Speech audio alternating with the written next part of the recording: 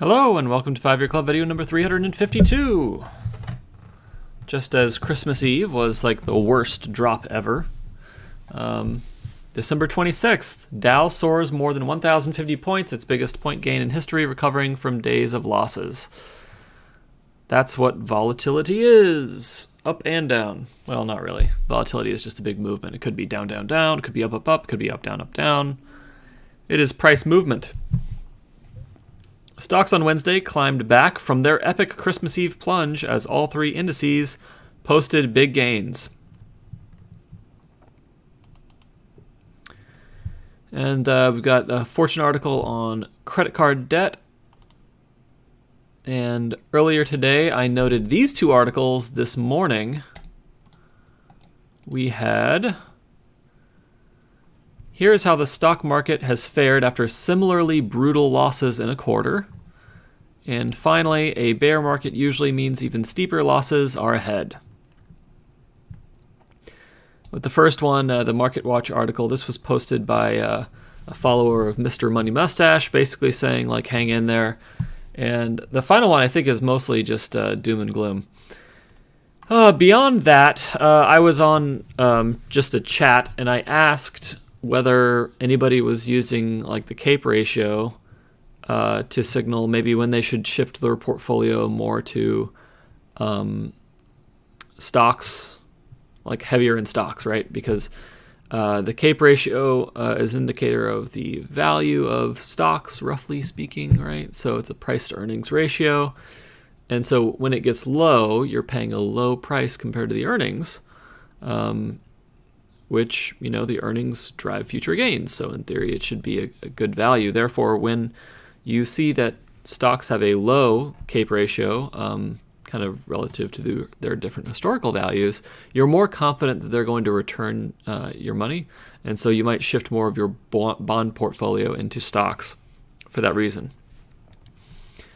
And somebody replied, they said, you know, I don't know about the CAPE ratio. I think you should look at momentum. And here's what somebody said in a paragraph. And the paragraph is, if you're looking for technical indicators, your best bet is, and by the way, technical indicators are like, you know, things about the way that the prices are moving, which I really don't give a crap about. I'm not sure that,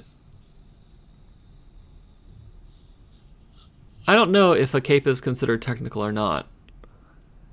Anyway, if you're looking for technical indicators, your best bet is volume-weighted hybrid momentum. No idea what that is, but momentum is like, you know, some measure of has it been going up or down most of the time in the past 5 days, 10 days, 30 days, year, whatever it is. You can do a lot better than the standard moving average crossovers by sculpting your own low-pass filters. Okay, I know what a low-pass filter is, but I don't care about crossovers. But a regular old 5 to 120 or 30 120 EMA crossover, I'm guessing that's referring to the time period that you're looking over, isn't a bad starting point. You want to be paying attention to interest rate and commodity markets as well. Okay, I don't disagree with that. Like, looking at interest rates can kind of tell you something generally about what's going on. If the yield curve inverts further, that's a decent sign that the bond market is betting on more volatility. Same thing with liquid option chains. Currently, IV is huge. Not sure what that is. Probably a good plan to avoid buying before it starts to calm down. This sounds so much like a astrology thing. None of these are sure bets, but most of them alone work better than guessing. And if you're creative enough to train a proper expert system out of them to train, so that's machine learning, then you can do rather well across a variety of assets. Well, I'd like to see what the model actually outputs. Anyway, so that was the feedback I got from, you know, my investing peanut gallery, and don't care. All right, let's get into these articles. First, let's do CNBC. So let's take the bad news first. A bear market usually means even steeper losses are ahead. Key points. A CNBC analysis using Kensho found that all 11 S&P 500 sectors average steep losses after the broad index plunges 20% or more in a 6-month period. The analysis also shows 10 of those sectors average losses of at least 16%. The financials, technology, and industrial sectors all average losses of at least 30% when this happens. 30% over what time period? I want to know, over what time period? Obviously, if the broad index plunges 20%, then a bunch of its underlying assets have to plunge 20% or more. But over what time period? If there are further losses, over what time period? Another 6 months? Another 1 month? Another year? The consumer staples sector is the relative outperformer during these sell-offs, averaging a decline of 6.08%. Investors will have a hard time finding a place to hide should the S&P 500 keep trading in bear market territory if history is any indication. A CNBC analysis using Kensho, not sure what Kensho is, maybe this is a plug for Kensho, found that all 11 S&P 500 sectors average steep losses after the broad index plunges 20% or more in a 6-month period. The analysis also shows 10 of those sectors average losses of at least 16%. The financials, technology, and industrials sectors all average losses of at least 30% in the 6 months after the S&P 500's drop. Okay, good. So the time period is 6 months. The consumer staples sector is the relative outperformer during these sell-offs, averaging a decline of 6.08%. And so here is the 6 months following a quarter in which the S&P 500 falls at least 20%. And these are average sector returns. So this article is saying, guys, it's fallen so much in the last quarter of 2018 that we should not stay in the market. The S&P 500 entered Wednesday's session in a bear market down 20.06% from an all-time intraday high on September 21st amid ongoing turmoil in Washington. Stocks entered bear market territory on Monday after the worst Christmas Eve sell-off in history. President Donald Trump went after the Federal Reserve once again on Monday, calling it the only problem our economy has in a tweet. Trump also said the central bank does not have a feel for the market. Trump's tweet and the reports of Powell's possible firing came after several parts of the federal government shut down over funding for a wall along the U.S.-Mexico border. The Trump administration says the wall is crucial to national security, while opponents of the barrier claim it will not solve the country's immigration problems. I agree with this. It's a tremendous amount of money, and something around 50% of people who illegally enter the country do so on an airplane. The wall's not going to help there. All right. Meanwhile, Treasury Secretary Steven Mnuchin held calls with leaders of the 6 largest U.S. banks in an attempt to reassure investors that the economy and financial markets were in good shape. This failed to quell investor fears, however, as the S&P 500 dropped 2.7% on Monday. Well, duh. Okay. All right, so that is the bad news, is that typically when we see a drop that is as severe as the one we've currently seen, we are looking for more drop. And the Shiller PE ratio is still at 26. Its historical average is more like 16. So it is not surprising when stocks are overvalued by that much, that people are like, well, maybe I'm not going to stay in this. All right. And I guess I should say something else, which is that, a fall in the market doesn't always mean a recession. But we haven't had a recession for quite a while. So it would not be surprising if there is a recession. And for sure, if there is a recession, which a lot of people are predicting, that will mean that the market falls further. All right, now we're going to go on to the Market Watch article. Opinion. Here's how the stock market has fared after similarly brutal losses in a quarter. History's encouraging lesson, take the long view. Captain Obvious here, it hasn't been a great quarter for the stock market. There have been more than 370 quarterly returns since 1926. If the quarter were to end today, this would be the 14th worst in that time frame. The list of the other big down 3-month periods don't exactly elicit confidence. And we see 1932, 1931, 1929, 74, 87, 2008, 37, 62, 38, 46, 70, 30, 2002, 2018. So what we see is a lot of Great Depression years in here. We see a December 2008 recession terribleness month in here. And the bottom of the stock market hit, I think, just 2 or 3 months after December 2008. And, some 70s inflation / oil trauma in there also. In the 1987, what is it, Black Tuesday?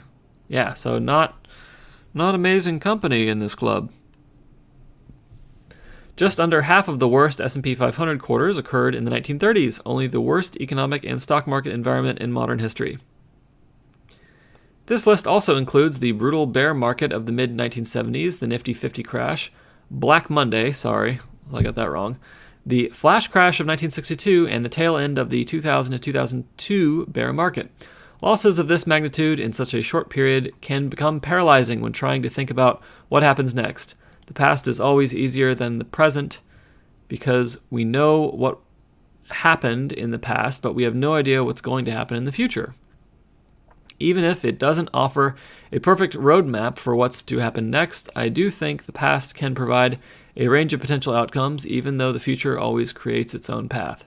There's nothing we can do now, but let's see what happened going forward from the previous terrible quarters in the market. Here are the same periods with 1, 3, and 5-year performance figures from the end of these horrific quarters. And let's take the 5-year view. This is the 5-year club, okay? So on the 5-year view, after one of these terrible quarters, your investment returns average about 91%. So you almost double your money after 5 years, after one of these quarters. That's pretty good. That's encouraging. Of course, 1932, so the Great Depression, those people made out like bandits after 5 years. But, in some other times, 1937, you just got 25% after 5 years. That's not that great. In 1 year, it's a mixed bag. A lot of them came back in 1 year. Some of them continued to go down. But most of them came back. So anyway, point is, 1 year, 3 years, 5 years, most of the time you get the money back after the horrific quarter. You can see the ensuing 12-month, 36-month, and 60-month performance was positive the majority of the time, with nice-looking average gains. Just for the fun of it, let's take a look at this data, ex 1930s, under the assumption we don't get into another depression. Right, so without the Great Depression, we can see that pretty much everybody after 1 year or more is okay. Again, not bad. Small cap stocks have been hit even harder than their large cap brethren. The Russell 2000 is down almost 24%. If this were to hold over the next week or so, this would be the 4th worst quarter ever. Here is a list of the other 10 worst Russell 2000 quarters since its inception in 1979, along with the current iteration. So, you can see that the worst Russell quarters are worse. Let's see, minus 37, minus 38. Yeah, so small caps are, nope, I'm wrong. Okay, yeah. So the overall stock market in the 1930s, that was worse. But this doesn't include 1930s. Yeah, since it's inception in 1979, so that's why it doesn't include the 1930s. So we're, apples to oranges. All right, so small caps, what are we looking at? We're looking at quarter ending in here, and then the quarterly performance. So we got minus 29%. That was Black Monday. Minus 26%. That's more recent. That's the 2008. 1990, minus 24%. And then here we are, December 2018, minus 23.8% as of now, right? Like, it's possible at the end of December it can go down and be even worse. And the other ones are all kind of in the 90s and the 2000s, and they're going down 20%. Again, not the greatest market environments we've ever seen. All right, so here are the forward returns of the Russell 2000 following the terrible quarters of the past.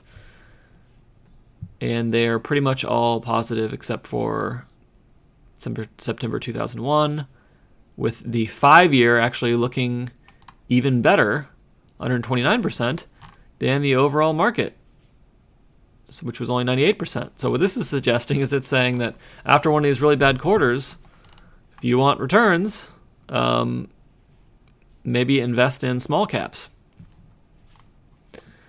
There was just one down period looking out 12 months, and every 36 and 60-month time frame showed gains. I don't know what happens from here, but I do know that human nature makes it difficult for people to handle the types of losses we've experienced over the past few months. It invites overreactions and increased volatility of emotions. It's always possible these losses are an outlier, or they're a sign of things to come and things only get worse from here. Using history as a guide requires a disclaimer because no two market environments are ever exactly the same. Memories shape how market participants think, react, and feel about the markets, so there's no way of telling what will happen next even when we use scenario analysis to guide our actions. What I do know is that the history of stock market performance shows that the longer you extend your time horizon, the higher the probability you have of seeing gains. This relationship seems to hold following a big down quarter in stocks as well. I'm not positive this will happen again because nothing is ever guaranteed, but expected returns have likely risen from where they were just 3 months ago, and this is what I was talking about, right? Like, the future is going to return whatever it's going to return, and you're either starting out at a price point that's what it was 3 months ago, or you're starting out at a price point that's what it is now, and since now is significantly lower than 3 months ago, the expected returns now are bigger. So any money that you put in now is bigger than any money that you would have put in 3 months ago in terms of its long-term asset earning potential, or in terms of its long-term earning potential. All right. Cool. So we covered those two articles and this kind of weird astrology thing. Boop. And then let's talk a little bit about household credit card debt. Guys, it is a great time to pay off your consumer debt. Get rid of that consumer debt. Free up your cash flow before we have a recession, before things get bad, right? Clear up that debt before HELOCs and credit cards and all these other things start being pulled in a liquidity crisis. Free up your cash flow so that in an emergency, you don't need credit because the credit may not be available. The average American household has $8,284 in credit card debt. As the average American household's credit card debt soars and interest rates rise, a debt problem appears closer than ever. In its study of American debt load in the third quarter, personal finance site WalletHub found that the average U.S. household now has $8,284 in credit card debt, a 2% jump compared to the $8,107 in credit card debt American households had in the third quarter of 2017. In total, Americans have $974 billion in credit card debt, a 3% jump compared to the $949 billion in debt they had in the prior year, according to WalletHub, which analyzed debt against average income. The current debt load is just $177 away from being unsustainable. I wonder if this is 177 billion on top of 974 billion, or it's 177 on top of 8,284. I guess maybe it doesn't matter. I mean, it does matter, obviously, but both seem unappealing. Suggesting a debt crunch could be in the offing. WalletHub also noted that the Federal Reserve is expected to increase interest rates on December 19th, which could add even more strain on American households. That's right, when interest rates rise, which the Fed wants to do so that it has more leverage in the case of a recession, that increases the interest due on this $8,284 credit card bill, and it causes you to pay more. So just as they're trying to get people to take out less debt, they're also making people who do have debt suffer more paying it back. In fact, the American credit card is nearing its highest point since the Great Recession and could top it in the next year. 30 years ago, in 1988, the average American household's credit card debt hovered at just $2,000. Still, Americans have worked to pay off some debt. WalletHub's data found that Americans paid off $40.8 billion in credit card debt in the first quarter, representing the second largest quarterly debt payoff ever. However, since then, Americans have added back $38 billion in debt to their cards, so it's just revolving debt. They're not really paying anything off. It's just taking out lots of debt, paying back lots of debt, taking out lots of debt. It's not a question of whether consumers are weakening financially, WalletHub wrote in its study. It's a matter of how long this trend will last and just how bad it will get.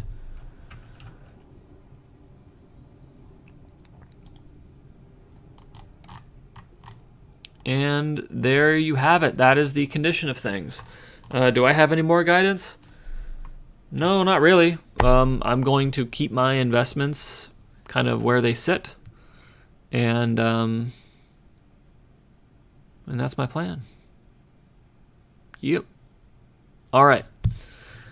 Have a fabulous evening.